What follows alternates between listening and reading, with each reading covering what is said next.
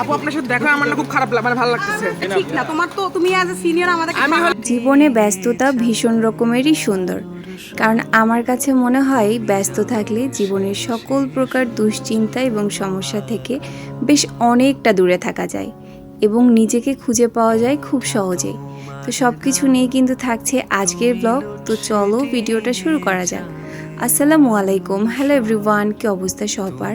আমি কিন্তু সবসময়ই নিজেকে ব্যস্ত রাখার চেষ্টা করি, কারণ আমার কাছে মনে হয় এটাই একটা মাধ্যম নিজেকে ভালো রাখার। আর আমাদের নিজেদেরকে ভালো রাখার দায়িত্ব কিন্তু আমাদের নিজেদেরই। অন্য কেউ কেন আমাদেরকে ভালো রাখবে বলো?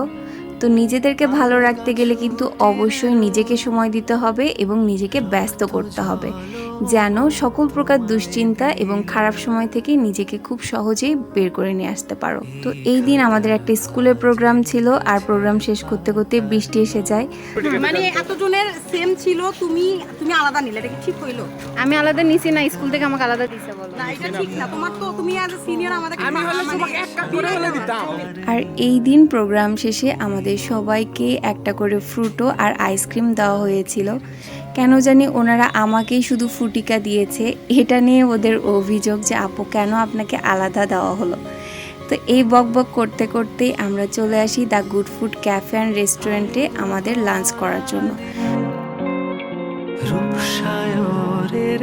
আর এই কদমগুলো আমাদেরকে স্টুডেন্টরা দিয়েছিল ভালোবেসে।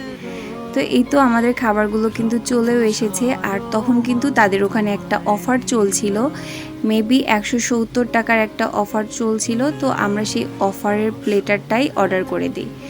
আর এই যে খাবারগুলো কিন্তু একদম সামনে হাজির। আর এখানে ছিল ওয়েজেস, চিকেন ফ্রাই, এছাড়াও কিন্তু রাইস, ভেজিটেবল, চাউমিন, এছাড়াও ছিল সালাদ। তো সব কিছু মিলিয়ে প্লেটারের প্রাইস অনুযায়ী কোয়ান্টিটি কিন্তু বেশ ভালো দেওয়া ছিল। এখন টেস্ট করে দেখার পালা যে আসলে টেস্ট কেমন। তো ওয়েজেসগুলো কিন্তু মেয়োনিজ আর টমেটো সসে ডিপ করে খেতে বেশ ভালো লাগছিল। সবগুলো খাবারের টেস্টই এভারেস্ট ছিল, একদম আহামরি ভালো না হলেও প্রাইস অনুযায়ী বেশ ভালোই ছিল। আর দেখতেই পারছো রাইসটা কিন্তু বেশ ঝরঝরে ছিল, আর ভেজিটেবলটাও বেশ ফ্রেশ ছিল, যার কারণে কিন্তু রাইস দিয়ে খেতে মন্দ লাগছিল না, বেশ ভালোই লাগছিল। তাই স্টুডেন্ট যারা আছো তারা কিন্তু এই প্লেটারগুলো ট্রাই করতে পারো, মানে প্রাইস অনুযায়ী বেশ ভালোই। আর এটার লোকেশন কিন্তু মহিলা কলেজ সুবিল ব্রিজের পাশে তাকালেই দেখতে পারবা, the good food cafe and restaurant.